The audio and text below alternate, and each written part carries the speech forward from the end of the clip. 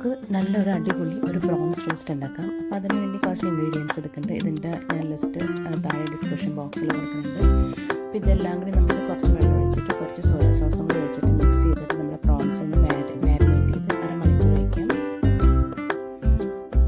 ഞാനിവിടെ നന്നായിട്ട് പ്രോൺസ് ഇത് നന്നായിട്ട് സ്പോട്ട് ചെയ്തിട്ട് ഒരു അരമണിക്കൂർ ഇത് ഒന്ന് റാപ്പ് ചെയ്ത് മാരിനേറ്റ് ചെയ്ത് വെക്കുന്നത്. ഒരു പാനിലോട്ട് നമുക്ക് ഷാലോ ഫ്രൈ ചെയ്തെടുക്കാം നമ്മുടെ പ്രോൺസ്. കുറച്ച് ബട്ടറും കൂടി ഇട്ട് കൊടുക്കും. നമ്മൾ ബട്ടർ ഇട്ട് കഴിഞ്ഞാൽ നല്ല ടേസ്റ്റാണ്. അപ്പോൾ ഇതൊന്ന് ഷാലോ ഫ്രൈ ചെയ്തിട്ട് എടുത്ത് മാറ്റി നമുക്കൊരു ബൗളിലോട്ട് മാറ്റി വയ്ക്കാം. ഈ സെയിം പാനിലോട്ട് ഞാൻ കുറച്ചും കൂടി ഓയിൽ വെച്ചിട്ട് അതിലോട്ട് കുറച്ച് പെരിഞ്ചീരകം, അതുപോലെ കുറച്ച് ചെറിയ ഉള്ളിയില്ലേ അത് നമ്മൾ കട്ട് ചെയ്തിട്ട് ജസ്റ്റ് ഒന്ന് വാട്ടിയെടുക്കാം. ഇത് ഭയങ്കര ഡീപ്പാക്കി ഒന്ന് വാട്ടുമ്പോൾ കുറച്ച് വാട്ടിയാൽ മതി. കുറച്ച് ആവശ്യത്തിന് ഉപ്പും കൂടി ഇട്ട് കൊടുക്കാം. പ്രോൺസിൽ നമ്മൾ ഓൾറെഡി ഉപ്പിട്ടിട്ടുണ്ടായിരുന്നു.